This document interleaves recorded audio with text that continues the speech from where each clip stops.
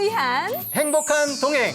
안녕하세요. 세상을 바꾸는 생활 속 양성평등 진행을 맡은 하지혜입니다. 네, 여러분 반갑습니다. 개그맨 김민수입니다. 안녕하세요. 나는 여자아이니까 인형 선물해야지. 나는 남자아이니까 로봇 장난감 선물해야지. 난 너무 연약한 여자니까 여자라서 안 돼, 안 돼. 난 씩씩한 남자니까 힘든 건 내가. 여러분은 일상생활 속에서 이런 말을 하진 않으신가요? 나도 모르게 사용하는 언어가 차별이 되고 불평등이 되고 있습니다. 사람은 평등하고 남녀 간의 차이는 있을 수 있으나 차별은 존재하지 않습니다. 맞습니다. 모든 사람이 평등한데요. 아인슈타인은 이런 말을 했습니다. 신 앞에서 우리는 모두 평등하고 현명하고 똑같이 어리석다. 사실 신 앞에서뿐만이 아니라 현실에서도 우리는 모두 평등한 사람이죠. 그래서 오늘 이 시간 더 행복하고 더 행복한 일상을 꿈꾸기 위해서 양성평등에 대해서 알아보겠습니다. 그렇습니다. 양성평등이 과연 어떤 의미인지, 그리고 양성평등 문화 확산을 위해서 어떤 노력이 필요한지 함께 고민하는 시간 되었으면 좋겠습니다. 그럼 지금부터 함께 만들어가는 행복한 세상. 세상을 바꾸는 생활 속 양성평등 힘차게 출발합니다. 출발! 예! 출발!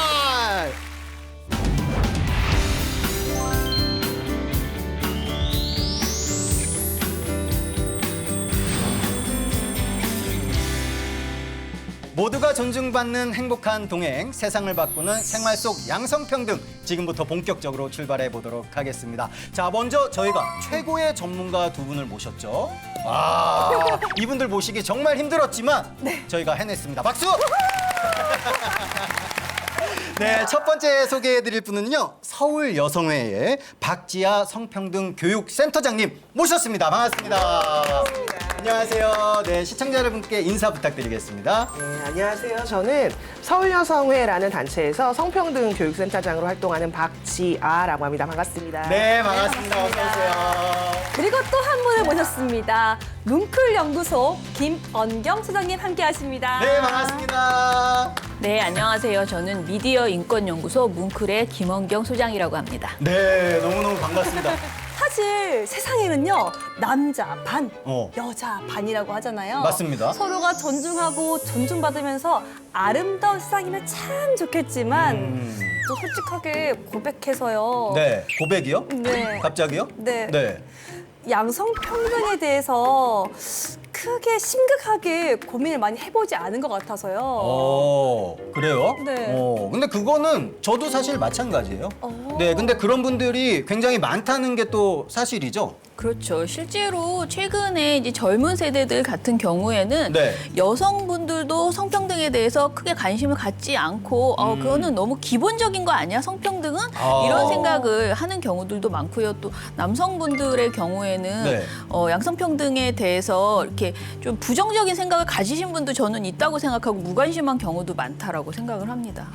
그렇군요. 근데 저는 실례로, 네, 제가 이제 3살 된 딸이 있어요. 네. 저는 프리랜서고 집사람이 직장 생활하다 보니까 아기 등하원, 어린이집 등하원은 제가 전담을 하거든요. 네. 근데 제가 어린이집에 아이를 데리고 갔을 때 선생님의 반응이 어때요? 네, 첫날이 어머 보미는 딸이 봄이에요. 네, 어머 보미는 아빠랑 왔네 그러는 거예요. 좋겠다 이러는 거예요. 그래서 네. 네, 저랑 왔어요. 근데 그 다음 날도 이제 제가 데리고 갔죠. 네. 그랬더니 선생님이 보미는 또 아빠랑 왔네. 좋겠네 그러는 거예요. 네. 그 다음 날 갔더니 선생님이 어머 보미는 엄마가 바쁘구나 이러시더라고요. 근데 여전히 이제 또 남편들이 아이를 등원시키는 거 이거 좀 특별한 시선으로 보는 것 같아요. 조금은 불편했거든요. 네. 지금 방금 불편하다고 하셨는데 네. 사실 우리가 일상생활에서요, 그리고 일터에서 사용했던 이 말과 행동들이 누군가에게 불편을 주기도 했었구나라는 생각이 문득 드는데 센터장님, 혹시 그 양성평등에 대해서 요즘 사회적인 인식은 좀 어떻게 흘러가고 있어요? 네, 궁금합니다. 네. 지금 질문해 주신 게 우리 사회가 양성평등을 어떻게 인식하느냐 이 부분이잖아요. 네. 이것과 관련돼서 이제 가장 많이 표현되는 것 중에는 양성평등과 관련된 인식이 과거에 비해서는 확실히 많이 개선됐다. 그런데 그 중에서 아까 이제 아이를 돌보는 문제셨잖아요. 그러니까 네네. 돌봄. 그리고 안전과 관련돼서는 아직 인식이 좀 부족하다라는 그런 이야기를 많이 하고 있어요. 근데 이거는 그냥 제가 말씀을 드리는 건 아니고 네. 그 2021년도에 우리나라 국민들의 양성평등 의식을 조사한 실태 조사가 있어요. 그 네. 결과에 이런 얘기가 나왔고요. 이거는 양성평등 기본법에 따라서 5년에 한 번씩 국민들의 인식을 조사하도록 되어 있는데 거기 나와 있는 결과예요. 거기를 보면 이 조사에서 부부 간에 예를 들어서 가사노동이라든가 그럼 아이 돌봄을 네. 어떻게 나누고 있는가라고 할 때 그걸 아직은 아내가 더 많이 한다라는 이야기가 69%에 달하고 있어요. 그러니까 민수 씨가 아이를 데리고 유치원에 가는 일, 어린이집에 가는 일이 아직은 네. 약간은 어색해 보일 수 있다. 이런 게 그 통계에 이제 나와 있다고 얘기를 할 수 있습니다. 근데 재미있는 건 이건 전체 통계고요. 네. 20대와 30대로 보면 이걸 반반한다는 이야기가 훨씬 많이 나와요. 그러니까 확실히 그렇죠, 변화를 그렇죠. 만들어 가고 있는 네. 거죠. 같이 해야죠. 예, 그러니까 우리가 예전에 고정적으로 예를 들어서 남자는 이제 생계를 부양하는 바깥일을 하고 여성은 이제 집에서 일을 한다라고 하는 걸 보통 성역할 고정관념이라고 하는데 네. 이런 인식이 확실히 과거에 비해서 실태조사가 있었던 5년 전이 2016년이거든요. 네. 거기에 비해서는 확실히 많이 달라지고 있는 것 같아요. 근데 네. 이건 이제 제가 쭉 말씀드린 부분은 사실 생각의 부분이라면 그럼 실질적으로 대한민국 사회는 양성평등이라고 하는 데서 어떤 정도의 위치가 있는가도 확인을 해볼 필요가 있잖아요. 그게 위치요? 이제 여러 가지 오. 국제적인 뭐 지표라든가 성평등 지수라고 하는 걸로 나오고 이게 뉴스에 굉장히 많이 나오는데요. 아, 그럼 혹시 그 순위표 이런 거 말씀하시는 네, 건가요? 그렇죠. 이게 뉴스에 많이 재밌겠다. 나오는 그 순위표입니다. 어떨 것 네. 같아요, 민수 씨? 네. 우리나라의 양성평등의 순위가 네. 세계적으로 세계적으로 몇 위 정도일 것 같아요? 우리나라는 제가 볼 때는 지금 잘 돼 있는 것 같아서 10위권 안에 있을 것 같습니다. 잘 돼 있다고 느끼시는 거예요? 잘 돼 있어요. 왜냐하면 우리 집으로만 따지면 3위권 안에도 있어요. 잘 돼 있습니다. 네, 어떤가요, 현실은? 그 사실 그런 통계도 있습니다. 중요하게 그 세계의 성평등을 확인해보는 지수에 공신력 있는 지수가 두 가지가 있어요. 네. 하나는 세계 경제 포럼이 이야기하는 성격차 지수라고 하는 게 있거든요. 성격차 지수. 예, 근데 네. 이게 2006년부터 이제 쭉 발표가 되고 있는데 네. 보고서에 따르면 조사 대상 국가가 156개 국가인데 우리나라가 99위. 156개 예. 99위요? 네, 그러니까 이게 하위권이네. 예, 2018년에는 115위고 2019년도에는 108위니까 사실 조금 개선이 되긴 했지만 OECD 37개 국가 중에서 우리나라 이 순위가 우리나라보다 뒤에 있는 국가는 일본이랑 터키 2개밖에 사실은 없는 상황입니다. 그러면 민수 씨가 느낀 거랑 너무 격차가 있잖아요. 근데 그건 뭐 때문이냐면 네. 또 다른 성평등 지수가 있는데요. 그거는 유엔 개발 계획에서 하는 성불평등 지수라고 하는 게 있고 이건 2020년도가 최근 조사인데 거기서 우리나라가 조사 대상 국가 중 11위. 거의 11위? 맞추셨는데요. 11위? 네, 11위고 아시아에서 1등. 오, 야, 세요. 예요. 좋은 나라예요, 우리나라. 그럼 이제 우리가 고민해 볼 건 도대체 하나의 순위는 왜 이렇게 낮고 하나의 순위는 왜 이렇게 높은가를 고민해 볼 수밖에 없잖아요. 네. 저희가 앞에 말했던 성격차 지수는 뭘 보여주는 지수냐면 같은 나라 안에서 네. 남녀가 얼마큼 다른가?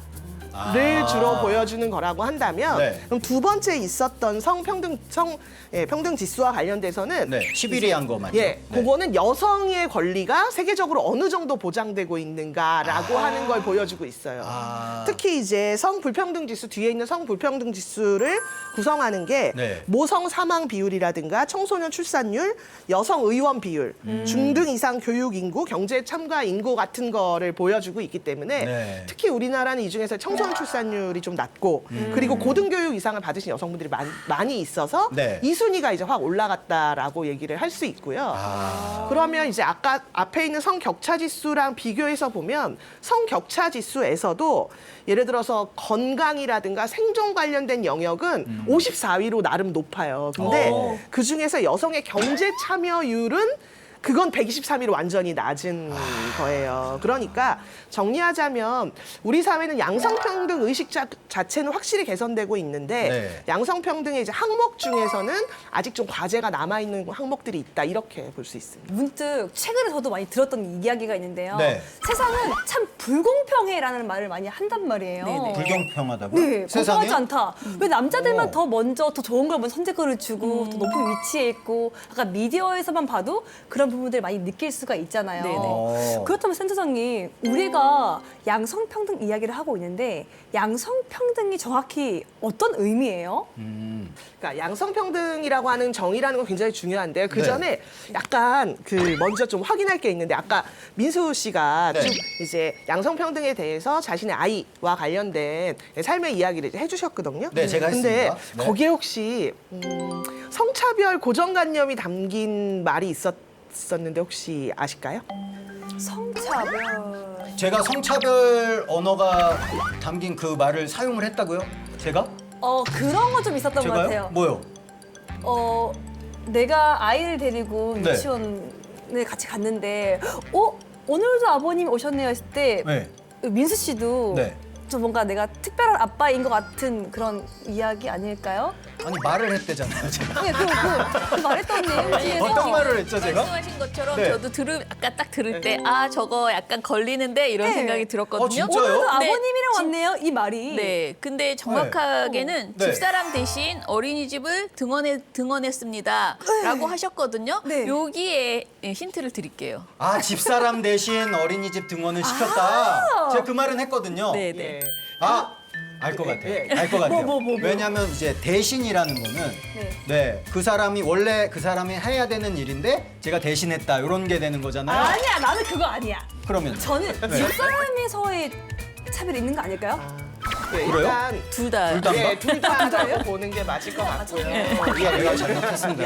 제가 잘못했습니다. 아니 네. 그런 얘기를 드리려는 것보다 사실은 대신이라는 표현을 우리가 아직도 종종 듣죠. 근데 아이를 돌보는 일은 원래 모두가 해야 되는 일이고 모두가 할 수 그렇죠. 있는 맞습니다. 일이잖아요. 네. 근데 이걸 대신 내지는 돕는다 뭐 이런 식의 표현을 하게 되면 이건 원래는 여자의 일인데 그러니까요. 내가 이제 맞아요. 마음이 넓고 네, 맞아요, 예, 맞아요. 그런 사람이라서 아. 대신한다라는 뜻이 될 수 있죠. 네. 저는 민수 씨가 그런 생각을 하셔서 그런 말씀을 쓰셨다고 생각하진 않아요. 네, 맞습니다. 예, 그런데 네. 오랫동안 이런 표현이 너무 주변에서 많이 쓰이다 보니까 우리가 이제 그것에 대해서 유별나게 생각하지 않으면 특별히 생각하지 않으면 이제 그런 표현들이 그냥 나오게 되는 거죠. 근데 이런 표현은 사실 대신한다, 돕는다라는 표현은 여성들에게도 차별이라고 말하지만 네. 민수 씨처럼 아이를 같이 돌보려고 하고 아이를 돌보는 데 있어서 자신의 역할이 되게 중요하다고 여기는 남성들을 배제하는 그런 표현이 될 수도 있거든요. 맞네요. 예. 네. 그리고 말씀하신 집사람 같은 경우도 네. 예. 집사람이 잘못된 예. 거죠? 근데 사실 네. 집사람이란 용어도 되게 많이 오랫동안 쓰였던 용어인데 네. 이거 잘 생각해 보시면 이 용어 되게 이상한 말이거든요. 예를 오, 들어서 집사람. 부인, 아내를 대체 왜 집사람이라고 부를까? 네. 그래서 부인은 집에만 살고 있나? 밖엔 전혀 안 나가고 집에만 살고 있나? 아니면 집이 부인 건가? 그러니까 집은 어떻게- 부인 겁니다.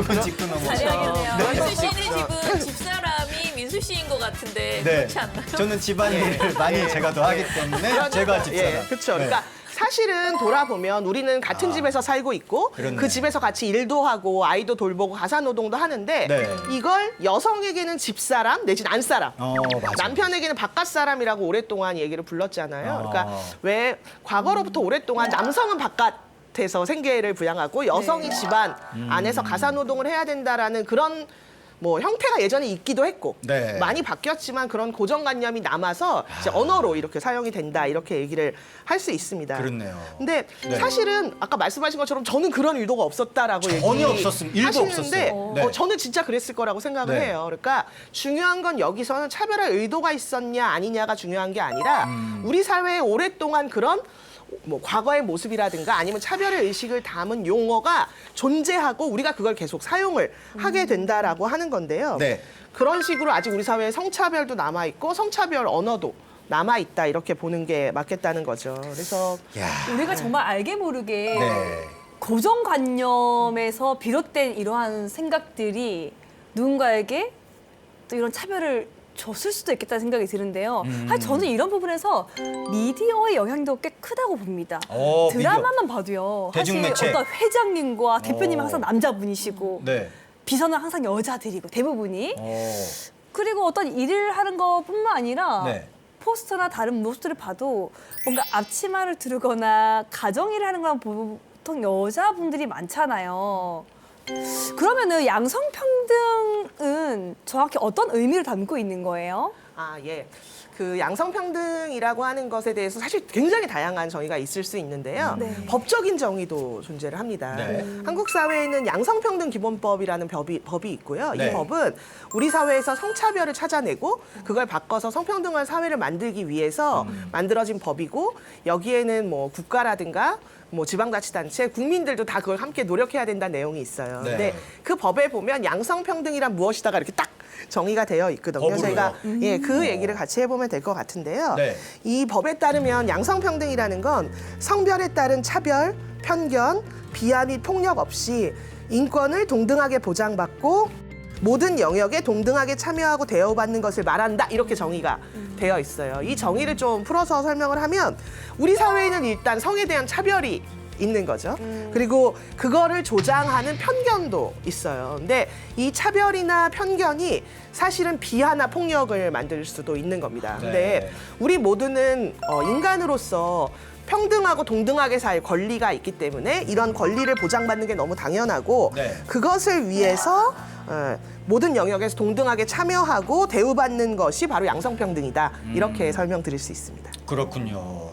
사실 이 양성평등, 네, 저도 뭐 별 관심도 없었고 사실 이게 뭐 남녀의 차별이 있다고 생각하지 않고 자란 세대이기도 해요. 네, 그런데 또 이 워낙 요즘에는 대중매체에서 이런 장면들 많이 찾아볼 수 있잖아요. 솔직히 그렇죠? 네, 그죠. 대중매체에서 사실은 그 성평등을 잘 지키지 못하는 경우들을 굉장히 많이 볼 수 있습니다. 네네. 근데 그것은 어찌 보면 당연한 거예요. 왜냐면은 대중매체라는 것은 결국은 사람 사는 이야기가 나오잖아요. 네. 그런데 뭐 뉴스든 시사든 예능 프로그램이든 드라마이든 어떤 것에도 사람 얘기가 계속 나오는데 실제 우리 사람이 존재하는 이 현실에서 불평등이 존재하거든요.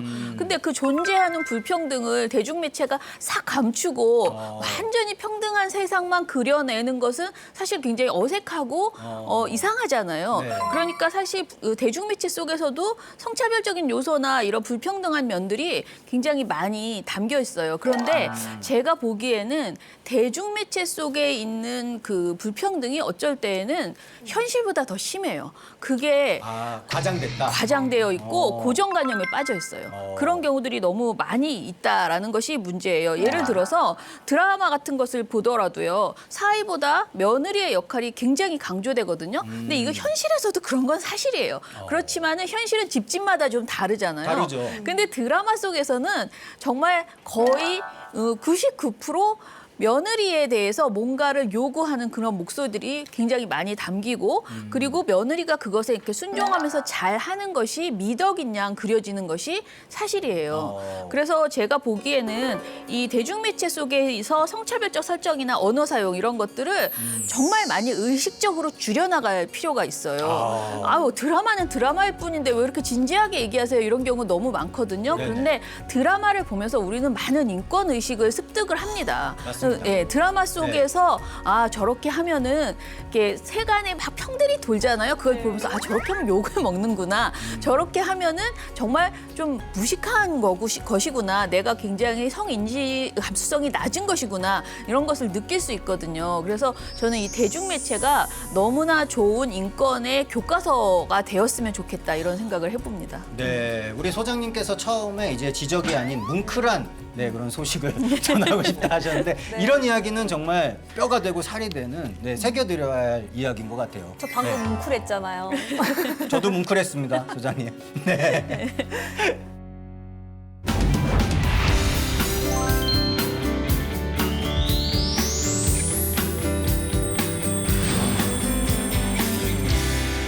세상을 바꾸는 생활 속 양성평등 우리 박지아 네, 성평등 센터장님과 우리 김원경 뭉클연구소 소장님과 함께하고 있습니다.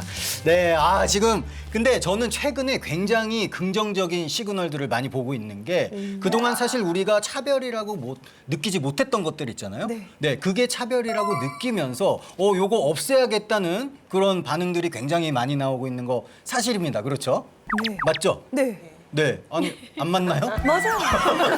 저도 느꼈어요. 그렇죠. 네. 다들 느끼고 계시잖아요. 네. 자, 그렇다면 우리가 이쯤에서 양성평등이 왜 이렇게 중요하고 필요한가에 대해서 다시 한번 짚고 넘어가야 할 필요가 있다. 그렇게 생각을 합니다. 네. 예, 그 얘기를 좀 제가 드릴게요. 네. 사실 양성평등이라고 하는 건 인간이 누려야 하는 기본권이다 이렇게 생각을 하는 게 저는 맞다고 기본권이다. 예, 합니다.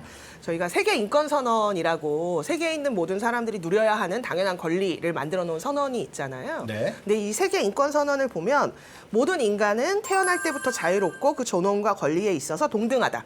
라고 하는 표현이 있어요. 그리고 그게 이제 1조라고 하면 2조에는 그래서 어떤 차별도 받으면 안 된다라는 항목들이 쭉 열거가 되어 있고요. 네네.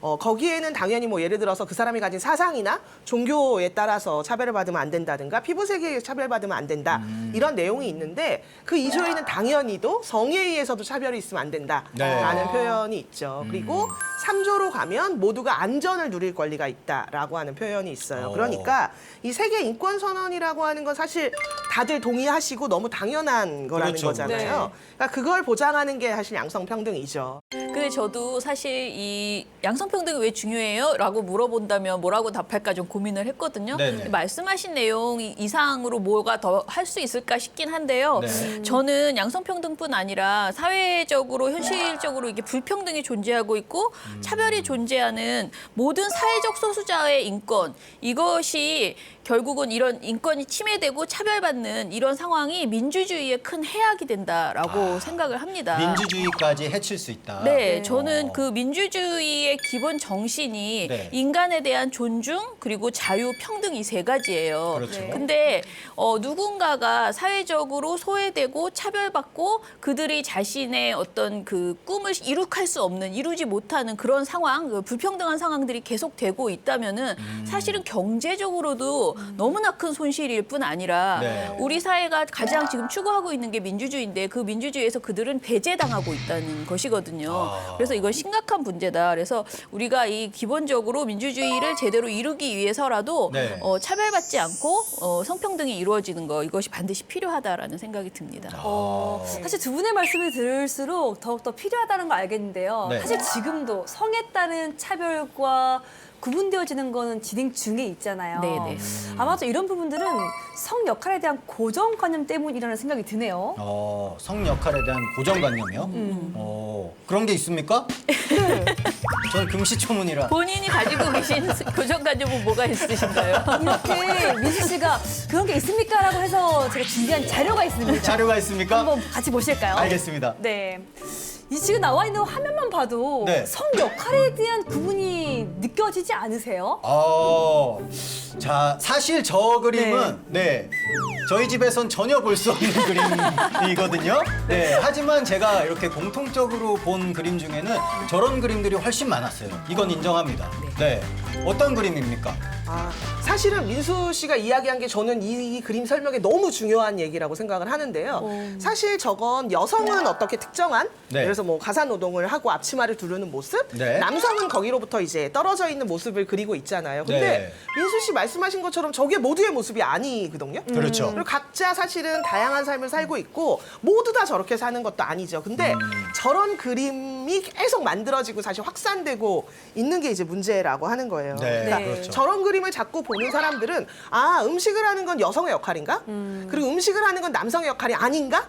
이런 생각을 이제 하게 되는 건데 맞습니다. 저런 그림이 자꾸 확산되고 저게 이제 저기서 만들어지는 고정관념이 사람들한테 계속 자리를 하게 되면 네. 그러면 사실 여성들이 그것 때문에 뭐 독박 육아라든가 아니면 가사 노동을 여성들이 하는 문제도 분명히 발생하죠. 근데 네. 거꾸로 남성들에게도 저 그림이 계속 고정관념을 준다면 사실 음식을 자신이 먹는 음식을 만드는 건 기본적인 생존 능력 네. 이잖아요. 그러니까 그렇죠. 배고플 때 네. 자기가 음식을 만들어서 먹을 수 있는 것은 기본적인 생존 능력인데 저런 고정관념은 사실 남성들에게 네. 그런 능력을 사실 뺏는다는 그런 아. 부정적인 영향도 주고 있어요. 네, 우리 소장님께서는 또 미디어 매체를 통해서 더 많은 부분들을 보셨을 거잖아요. 네네. 이러한 화면을 봤을 때 어떤 마음이 드세요? 네.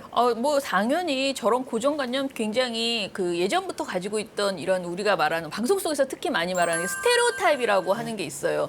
드라마에서는 여성은 이렇게 그리고 남성은 이렇게 그리고 이게 드라마뿐만 아니고요. CF 그다음에 홍보물 그리고 우리가 보는 뭐 심지어는 교과서에서도 네. 이런 스테레오타입으로 성역할 고정관념을 가지고 그려내는 경우 표현하는 경우들이 굉장히 많이 존재합니다. 네. 성역할 고정관념 보면은 남성은 주로 가르치고 뭔가 지도하고 리더로서의 모습을 보여준다거나 네. 그리고 여성들은 대부분 이렇게 보조적인 역할을 하거나 가정 일을 하거나 그리고 옷에서 있어도 항상 치마를 입고 머리를 길게 기르고 또는 아주 긴 머리 이렇게 뭐라 그럴까 이렇게 포니 스타일인가요? 그렇게 이렇게 묶고 있는 그런 모습으로 그려지고 있거든요. 네. 근데 저는 요즘 그렇지 않잖아요.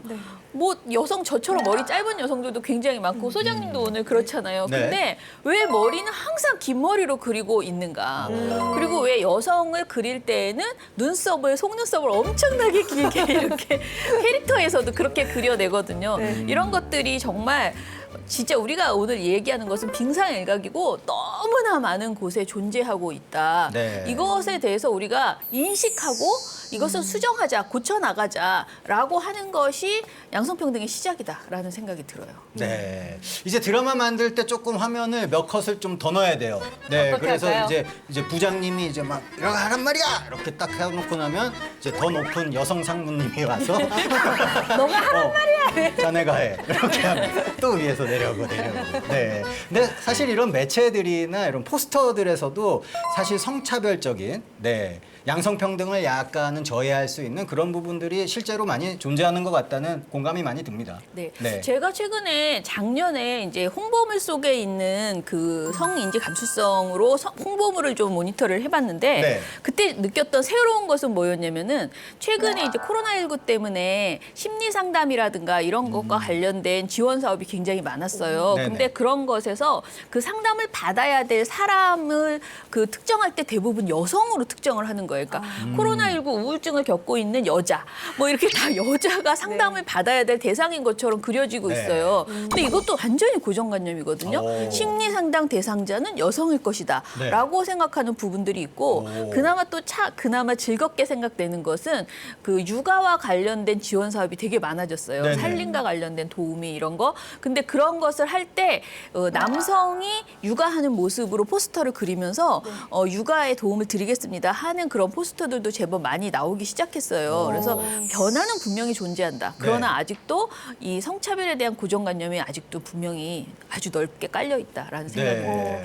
자, 사실 잠시 전에 아기 기저귀 이렇게 가는 그림, 저 그림 많이들 보실 거예요. 그렇죠. 그렇죠? 네, 저도 이제 뭐 아울렛이나 어디 이제 백화점 같은 데 가면은 항상 저게 있는데 저도 딸아이를 데리고 가면은 이게 여성분 사진이 딱 그려져 있으니까 눈치가 보이는 거예요. 너무 야, 이거, 그리고 또 뭐 수유실 막 이렇게 돼 있고 하니까 이거 내가 데리고 들어가야 되는데 어떡하지? 막 그런 난처했던 경우가 많거든요. 네. 그렇죠? 네. 이런 포스터들을 보면 좀 육아나 거기에 관련된 이런 포스터들 중에 이렇게 약간 성차별을 가져올 수 있는 것들이 좀 더 많은 것 같다. 네, 이런 생각이 들거든요. 네. 말씀하신 것처럼 사실 저 그림은 저런 모양이 분명히 현실에도 존재하죠. 네. 근데 저 모양만 있는 거 분명히 아니잖아요. 네네네. 실제 수유실이나 아이의 기저귀를 교환할 수 있는 곳에 대해서 예전에는 사실은 다 저런 그림이었고 심지어는 아이의 기저귀를 교환하는 이 대가 있는 곳이 여자 화장실 안에만 맞아요. 있으면 네. 이렇게 아이를 화장실에서 약간 편하게 눕혀서 기저귀를 갈아야 하는데 네. 그럼 아이를 데리고 간 아빠들은 도대체 와. 여자 화장실에 들어가서 아이 기저귀 갈 수는 없잖아요. 네. 그러니까 사실 현실은 굉장히 많이 바뀌고 있는데 아이를 돌보는 일은 여성의 일이고 아이를 데리고 공공장소에 나가는 건 여자만 할 거라고 하는 그런 아직 남은 성역할 고정관념이 저런 그림으로 만들어지고 공간으로 만들어져서 사람들에게 차별의식을 확산하기도 하지만 민수 씨처럼 네. 이런 문제를 뛰어넘어서 아이를 함께 돌보려고 하는 사람들을 실제 배제하고 아니면 굉장히 곤란하게 만든다거나 더 나아가서는 아 이건 진짜 내가 하기엔 너무 어려운 일인가? 라고 해서 변화를 만드는 사람들을 위축시키는 일까지 사실은 할 수 있다는 점에서 네. 저희가 반드시 이건 변화해야 된다 이렇게 얘기를 할 수 있습니다. 맞습니다. 제가 실례로 저런 포스터가 붙어 있음에도 불구하고 네. 용기를 내서 들어갔거든요. 네, 어땠어요? 근데 너무나 뿌듯했던 건 거기에 남자분들이 훨씬 많았어요. 오. 네, 아빠들이 다 있었어요.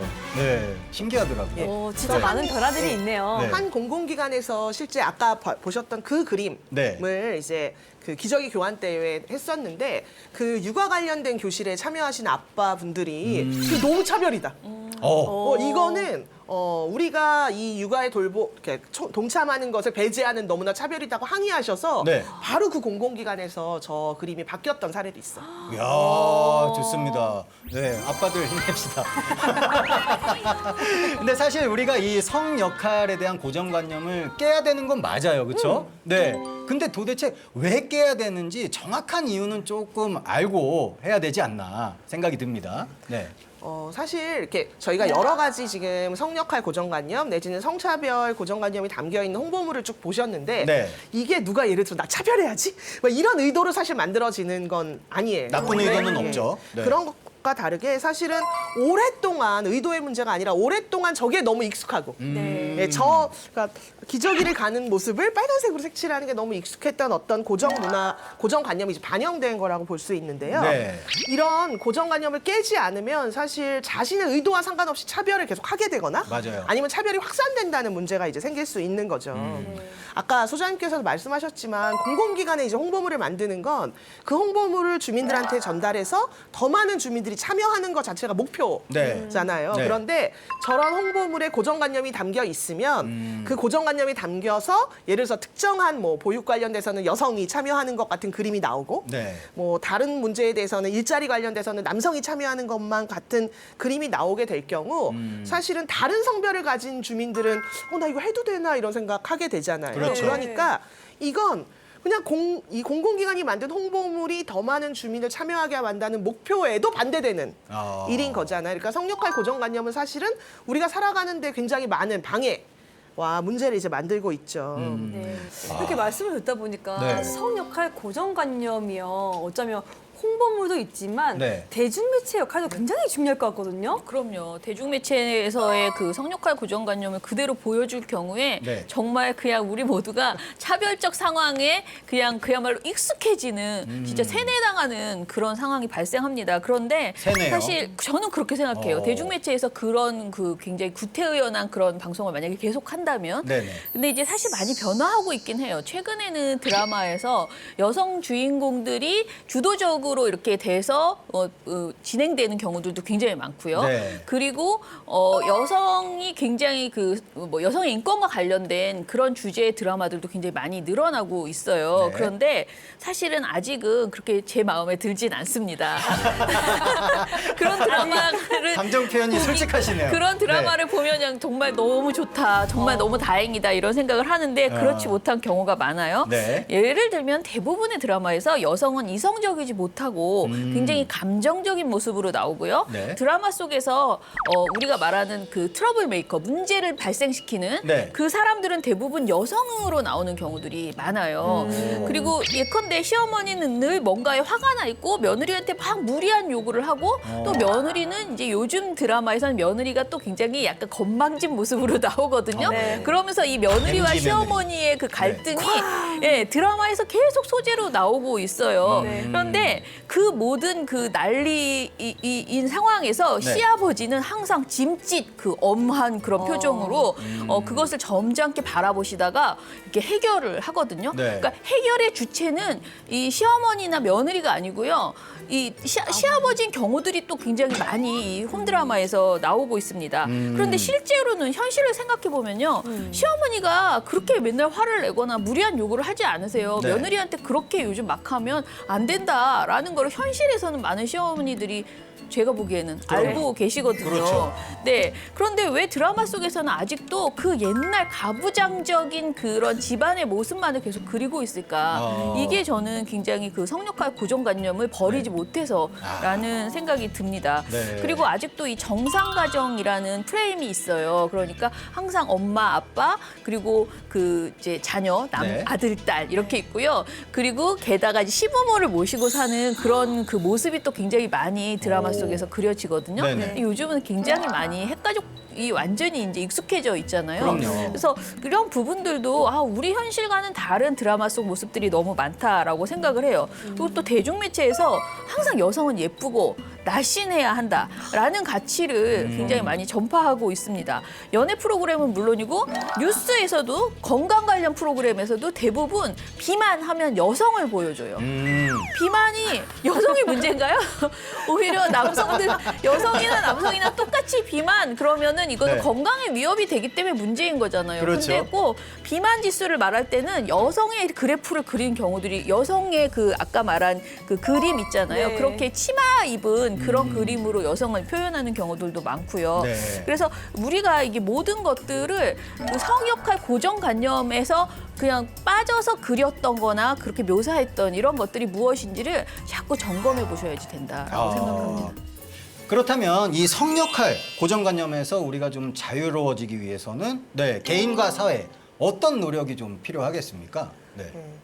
사회적으로 먼저 말씀을 드리자면 사회적으로 법과 제도 안에 있는 네. 차별을 바꾸고 찾고 바꾸기 위해서 노력이 사실은 계속 지속되고 있어요. 음. 우리나라에는 성별 영향 평가라고 하는 법이 있고요. 네. 그 법은 뭐 국가가 만드는 법 그리고 뭐 공공기관이 하는 계획, 네. 사업 같은 데서 성차별이 뭐가 있는지를 찾고 바꾸는 걸 저희가 긴 시간 동안 해왔어요. 예를 들어서 우리나라에서는 2012년 전까지 네. 유족연금이라고 하는 것에 차별이 있었어요.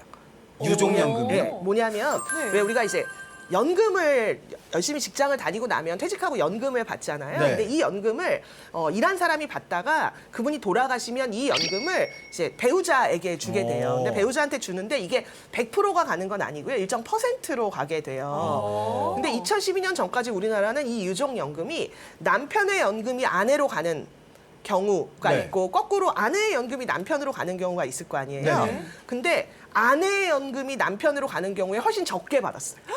퍼센트가 달랐어요. 그러니까 어머나. 사실은 되게 엄청난 차별이잖아요. 이건 노후 생활을 만들어가는데 엄청난 차별이잖아요. 그렇죠. 그러니까 지금 생각하면 너무 이상하지만 아마 당시에 법을 설계하셨던 분들은 우와. 그 남성은 자기도 일을 했으니까 따로 연금이 있을 거라고 생각하거나 아니면 뭐 이제 경제적으로 꼭 뭐가 필요하지 않는데 덤으로 받는 거라고 생각을 하셨을 것 같아요. 아까 야. 말했던 남성은 바깥에서 이제 생계 부양을 하고 여성은 네. 가사 노동을 하니 이게 남자한테 굳이 줄 필요가 있냐라는 생각에 자. 남자한테 적게 준 거예요. 네. 그래서 이 성별 영향 평가 법을 통해서 이걸 막 찾았더니 이런 부분이 있어서 이거 바꿨어요. 야, 그게 불과 10년 전에. 네, 불과 10년밖에 안 된 일이라고 하는 거죠. 네. 그러니까 사회 안에 있는 아직도 남아있는 차별이라는 걸 자꾸 찾아서 바꾸는 일을 지금 사회적으로는 전반적으로 이제 하고 있어요. 네. 근데 사회가 이런 변화를 갖는 것도 되게 중요하지만 사실 우리의 몫도 굉장히 크다고 볼 수 있거든요. 그럼요. 그래서 우리 모두가 이 사회를 좀 더 차별이 아니라 평등하게 만들어 가는데 내가 조금이라도 같이 하겠다라는 마음이 굉장히 중요한데요. 중요한 건 내가 이렇게 삶을 살아가면서 혹시 주변에서 차별이 있는지를 살펴보는 것? 살펴보는 거. 살펴보는 거. 그래서 혹시 뭔가 불편한 게 있으면 저게 차별인가? 라고 하는 생각을 하고 그걸 변화하려고 하는 노력이 굉장히 이제 중요합니다. 제가 이제 직장 내 성희롱 관련돼서 가끔 이제 강의를 할 때 그런 말씀을 드리는데 네. 왜 우리는 보통 직장 내 성희롱이라고 하면 뭐 이미지나 그림들도 이렇게 가해자 한 명, 피해자 한 명이 이렇게 있는 네네. 그림들을 주로 네. 생각을 하잖아요. 네. 근데 실제로 사례들을 보면 가해자, 피해자는 당연히 있지만 주변에 더 많은 같은 직장의 공간이니까요. 네. 더 많은 분들이 존재하고 계신 거죠. 오. 그랬을 때 네. 주변에 있는 사람들이 누군가가 그런 차별의 발언을 하거나 성희롱의 발언을 했을 때 그 사람도 중요하지만 주변에 있는 사람들이 약간 이거 뭐지? 라는 표정을 짓고 네. 이런 놀라는 표정을 짓고 술이 과하신 것 같아요 라는 말을 하냐 아니면 침묵하냐에 따라서 분위기가 완전히 달라진다는 그렇죠. 거예요. 그렇죠. 그래서 우리가 변화를 만들기 위해서 차별을 찾고 작은 것들을 보태는 게 굉장히 필요하다라는 네. 것. 그리고 그걸 위해서 혹시 나도 되게 오랫동안 우리도 사실 성차별 사회에 살았잖아요. 네네. 그러니까 혹시 내 안에도 그런 차별의식은 없는지 돌아보는 것도 굉장히 중요합니다. 그렇군요. 이거를 정리해보면 네. 살펴서 찾아서 바꾸자. 실천하자. 실천하자. 네, 이렇게 맞습니다. 할 수 있을 것 같습니다. 네. 네, 여러분은 지금 세상을 바꾸는 생활 속 양성평등 함께하고 계십니다.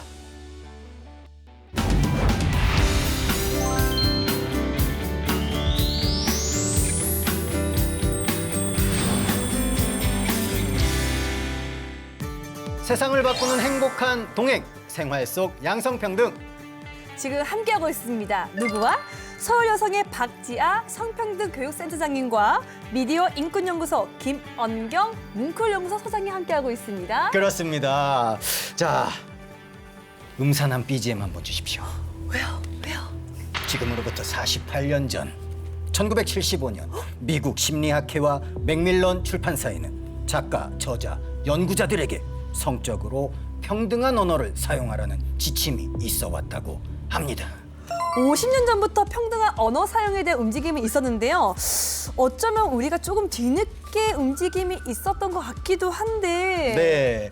하지만 뭐 조금 늦었다고 생각할 네. 수는 있지만 여러분들 이 시간을 통해서 성별의 우열은 없고 사람마다 성별이 다를 뿐이다. 이 사실을 좀 기억해 주셨으면 좋겠어요. 그렇죠? 네. 사실 우리 모두는 되게 다양한 특성을 갖고 있고 각자 다 다르잖아요. 다 다릅니다. 네. 자기가 태어난 것도 다르고 살아가는 것도 다르고 네. 뭐 피부 색깔도 정말 다르죠. 그리고 시력도 다르고 심지어 발 사이즈도 다르잖아요. 다 다르죠. 근데 사실 사람은 원래 다 다른 존재인데 이 중에서 그 중에 특성 하나를 딱 골라서 거기에다 우열을 매기는 게 바로 차별이거든요. 그러니까 원래 있는 차이를 순서 매기는 것, 그게 차별이다. 이걸 우리가 바꿔야 한다. 이런 걸로 정리해 보면 좋을 것 같아요. 그렇습니다. 김원경 소장님께서 한 말씀 부탁드립니다. 사실은 우리가 이제 일상에서 성차별적인 언어에 대한 지적을 많이 하거든요. 네. 그런데 제가 이제 미디어 비평을 하다 보니까 유난히 이 언론에서 사용하지 말아야 하는 언어 표현에 대한 이야기를 자주 하게 됩니다. 꼭 이게 성평등에만 있는 거 아니에요. 장애인 차별하는 표현, 뭐 이주민을 차별하는 표현, 다양한 그 차별적 표현들이 있어요. 그런데 네. 이런 이야기를 하면은 아니 무슨 보도 지침을 주는 거냐? 왜 언론에 대해서 이래라 저래라 그렇게 지시를 하느냐라는 지적도 있고요. 또 어떤 말이 부적절하다 이렇게 말을 하면 말이라는 것은 살아있는 것인데 사람들이 그런 말을 쓰니까 하는 것이지 그걸 가지고 어색하게 무슨 새로운 말을 하라 그러니 네. 이렇게 또 반발하시는 분들도 있어요. 그런데 우리가 이전에 사용하던 표현 중에서 부적절한 표현들이 실제로 많이 있거든요. 네. 그러니까 제가 말하는 부적절하다는 것은 지금 현재 인권 감수성에 맞추어 보면은 이것이 누군가를 차별하고 또는 누군가에 대해서 불평등한 느낌을 줄 수 있는 그런 표현들이 많이 있어요. 그래서 특히 방송에서는 되도록 그런 표현을 사용하지 않아야지 되고요. 네. 그냥 사용하지 않는 게 아니고 굉장히 다양한 이걸 우리가 이제 순화어라고 하는데요. 순화어. 순화된 언어로 이렇게 제시를 해요. 꼭 이걸 써라 하는 건 아니에요. 그렇지만은 이렇게 쓰는 게 어때요라고 계속 제시해 나가는 거를 방송이 해줘야지 되는 겁니다. 그렇습니다. 그리고 또 이런 순화어를 국립국어원에서도 많이 제시해주고 있어요. 그래서 이런 것들에 대해서 우리가 많이 공부해볼 필요가 있겠다라는 생각입니다. 그렇습니다. 사실 이 성차별 언어 습관은 성차별 인식으로 고착이 될 수 있기 때문에 일상의 언어 습관이 그만큼 중요하다고 합니다. 자, 그래서 제가 준비를 한 게 있습니다. 뭐예요? 내가 쓰는 말이 혹시 성차별 언어? 는 아닌지 어떤 게 있을까? 살펴보도록 하겠습니다. 네. 자, 알고 보니 성차별 언어 첫 번째 언어는 바로 앞바다리 하고 앉은 모습인데요. 네. 앞바다리 하세요. 이거는 네. 어린이집이나 유치원에서 되게 많이 사용되어지는 단어이거든요. 그렇죠. 센터장님, 이 단어와 이 표현이 어떻게 성차별에 해당이 되나요? 네. 사실 저도 어렸을 때 저걸 아빠다리라고 불렀던 네네. 사람이고, 근데 그때 아빠다리만 아니라 사실 엄마다리라고 하는 것도 있었는데 저렇게 자세를 좀 펴고 앉는 걸 아빠다리라고 하고 네. 한쪽으로 이제 몸을 이고 이렇게. 앉는 걸 네. 이렇게 엄마다리라고 하는 게 했죠. 엄마들이. 네, 그게 바로 차별의 핵심입니다. 그러니까 특정한 자세를 어떤 성별 내지는 역할과 연결을 했기 때문에 이게 차별이 될 수 있다라고 이야기를 하는 거고요. 보시면 저기 자세가 이렇게 나오는데 네. 저게 꼭 아빠만 하는 자세는 아니잖아요. 그렇죠. 그러니까 누구라도 저런 자세를 할 수 있는 거죠. 그리고 저게 좀 더 확장되어 있고 되게 당당해 보이는 자세이니까 이건 특정 성별만 할 수 있는 자세도 아닌 거죠. 그러니까 저걸 자꾸 쓰다 보면 남성은 좀 이렇게 넓고 확장된 자세를 하게 되고 여성은 좀 축소되고 위축된 자세를 한다라는 고정관념. 을 담고 있기도 하고 그런 게 확산될 수도 있어서 저거 성차별 언어라고 하는데요. 사실 이 내용은 2020년도에 서울시가 발표한 내용이고요. 네. 서울시가 세계 어린이날을 맞이해서 서울시 성평등 어린이 사전이라고 하는 것을 발표했어요. 그건 어린이들이 있는 뭐 어린이집이라든가 유치원이라든가 학교에서 벌어지는 다양한 성차별적인 상황, 네. 용어들을 이제 쭉 모아놓은 거예요. 이제 몇 가지가 더 있는데요. 예를 들어서 수업이나 놀이를 할 때 여자아이들한테는 발레나 인형놀이를 하게 하고 남자아이들한테는 태권도나 공놀이를 하게 하는 경우도 이제 사례가 나왔었고요. 네. 그리고 졸업식 하잖아요. 근데 졸업식에서 여자아이들한테 이제 드레스, 남자아이들한테 턱시도를 입힌다거나 남자아이들한테 울면 안 된다고 아까 말씀드렸던 울면 안 된다고 이야기하고 여자아이들한테 얌전하게 있어라 라는 표현들을 사실은 아직도 사용을 하고 계신다는 이야기를 해요. 네. 그래서 이건 사실 이런 언어들을 아이들이 어릴 때부터 들으면 이게 차별인지도 모르고 이제 점점 익숙해지고 그렇죠. 그래서 오히려 문제를 제기를 못하거나 아니면 스스로가 내면화되는 경우가 있기 때문에 이 성평등 어린이 사전에서는 대안되는 말도 같이 골라놨어요. 그래서 네. 여기 보시면 이제 앞바다리라고 하는 건 성별과 상관없이 누구나 쓸 수 있게 이제 나비다리, 나비 모양처럼 생겼으니까 나비다리, 나비처럼 생겼네요. 라고 오. 표현을 하기도 하고요. 네. 어떤 어린이집에서는 상급반을 형님반 이라고 부르기도 했어요. 아, 그래요? 형님이라 그러면 여자아이는 도대체 어디로 가야 하는가 이런 어. 우스갯소리가 있어서 이렇게 이제 성별과 상관없이 형님반 대신에 뭐 칠세반이라든가 아니면 이제 나무반 같은 중립적인 언어를 사용하는 게 좋다 이런 대안도 제시해 주었습니다. 아, 그렇군요. 꼭 기억해야겠네요. 이제는 네. 앞바다리 하세요가 아닌 나비다리 하세요 하면서 좀 아이들과 함께 이야기를 해야 될 것 같고요. 네네. 그래서 네. 두 번째 성차별 언어를 또 알아보려고 합니다. 오. 뚜둥 바로 맘스테이션인데요. 우리 주변에 맘 많이 들리지 않으세요? 마음에 안 들어요. 너무 맘만 있어서 네, 사실 육아 아빠로서 마음에 안 듭니다. 네.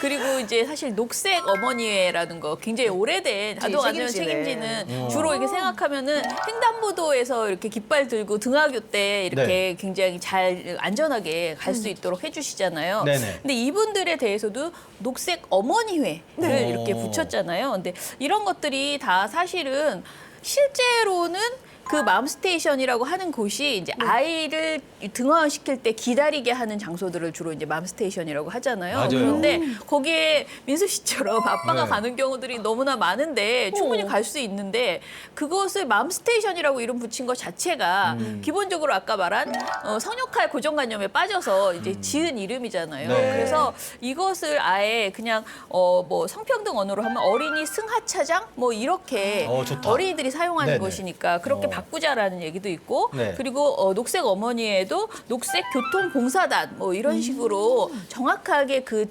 하는 일을 중심으로 해서 붙이자는 얘기들도 있어요. 네. 그런데 이런 단어가 왜 제가 보기에는 불편하냐면은 그럼 부모님들이 누구나 할 수도 있고 남성, 여성 그리고 요즘은 할머니, 할아버지가 이 역할을 하는 네, 진짜 많이 경우들도 하셔요. 너무 많아요. 맞습니다. 네, 그런데 이거를 마음으로만 이렇게 되어 있을 때 어린 마음에도 왜 나는 맘스테이션인데 엄마가 안 올까라고 저는 생각할 수도 있을 것 같아요. 아이 입장에서도. 그래서 실제로 엄마가 못 오는 경우에는 어떤 소외감도 느낄 수 있을 것 같고요. 그리고 실제로 아버님들이나 뭐 할머니, 할아버지들이 아이를 데리러 가는 경우도 많은데 네. 그 이름이 그렇게 되어 있을 때 그 느낄 어떤 감정 이런 것들이 분명히 문제가 있다라고 생각해요. 그래서 이게 반드시 여성에 대한 차별뿐만 아니고 누구에게도 별로 좋지 않은 그런 이름이었다라는 생각이 들어요. 그럼 어떻게 바뀌어야 될까요? 그래서 그래서 저는 요즘은 사실 학부모라는 말도 이제 사용하지 않고 주로 양육자라는 말을, 왜냐하면 꼭 부모가 양육을 하지 않는 경우들도 있잖아요. 맞아요. 그렇죠. 예, 네. 그래서 양육자 교육이라고 이렇게 얘기를 하고 네. 대부분의 그 어떤 교실들 양육과 관련된 강좌나 이런 걸 열 때 양육자라는 표현으로 대안을 내기도 합니다. 좋네요.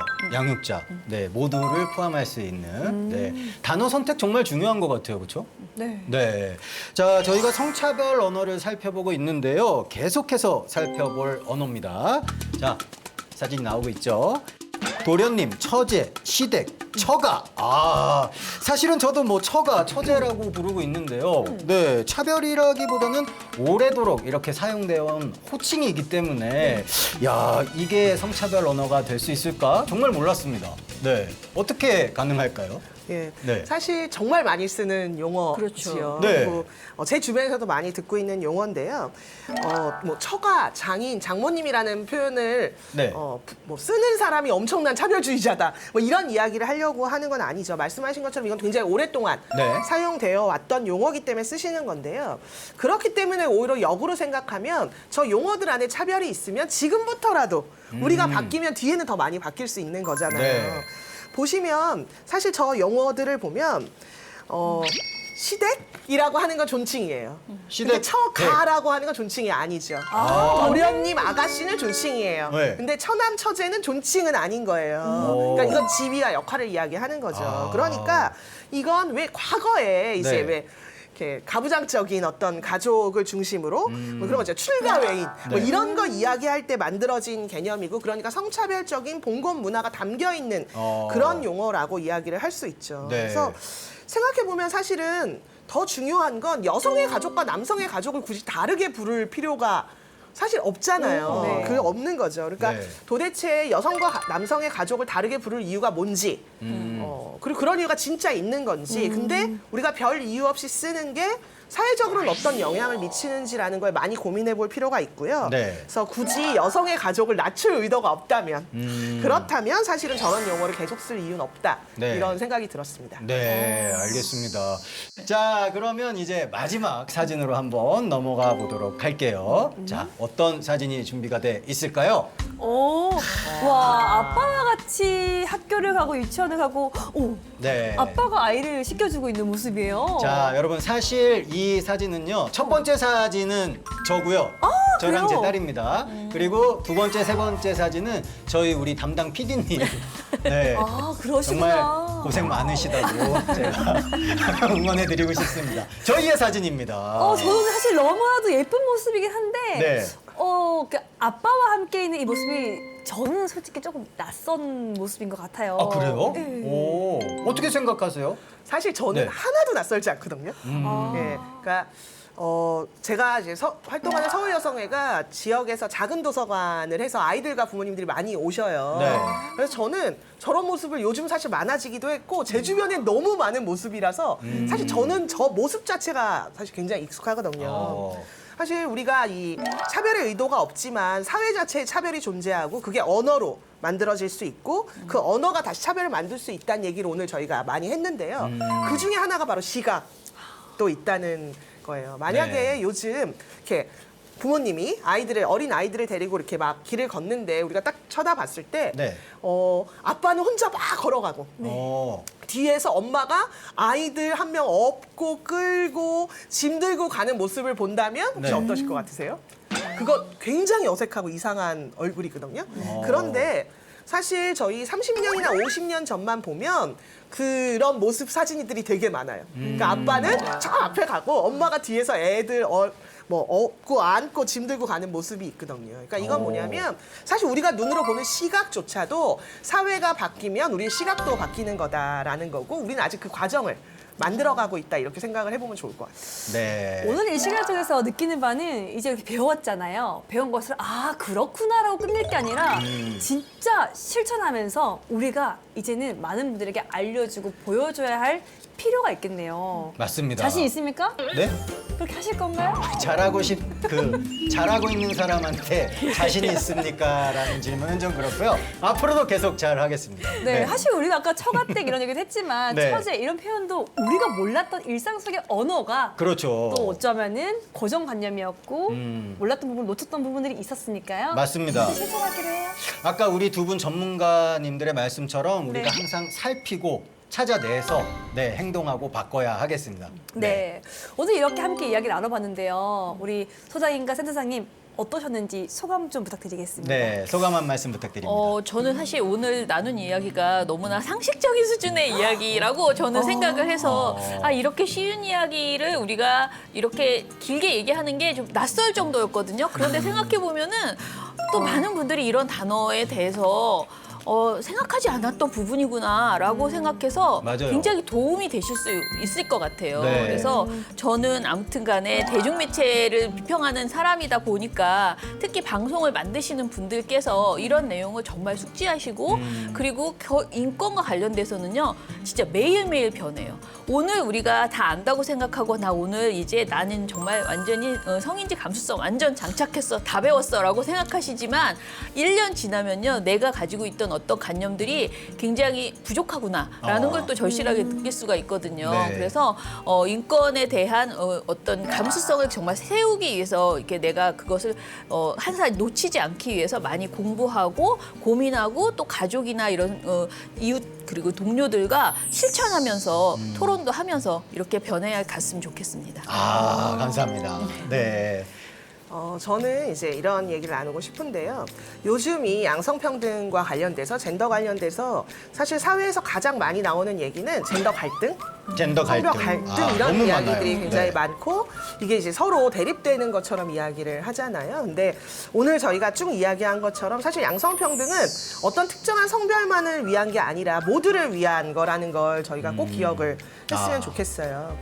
그 되게 유명한 배우인데 영화 이제 해리포터에 나왔던 엠마 왓슨이 네. 2014년도에 유엔에서 했던 연설이 굉장히 유명하게 회자된 적이 있어요. 네. 이게 이제 유엔에서 하는 He for She라고 하는 캠페인을 네. 이제 소개하는 연설이었는데 이게 이제 양성평등을 위해서 남성도 같이 애쓰자라는 이제 내용이었어요. 거기서 엠마 왓슨이 그런 표현을 쓰는데 본인이 유엔의 이제 유엔 우먼 대사가 돼서 이렇게 양성평등 하자 이런 얘기, 여성의 권리가 필요하다 이런 얘기 하면 너무 많은 사람들이 그걸 남성을 미워하거나 남성을 혐오한다는 이야기로 자꾸 받아들이라는 거예요. 그래서 그걸 멈춰야 한다라고 이야기를 하면서 자신이 이제 여성으로 자라나면서 어느 순간부터 네가 여자니까 무엇을 하기 어려울 거야라는 이야기를 듣는 순간 네. 사실은 자신의 가장 친한 친구인 남자들은 너는 이제 너 감정을 드러내면 안 돼라는 사회적 압박을 받았다는 거죠. 그러니까 이 사회적 압박은 양쪽으로 가고 있는 거잖아요.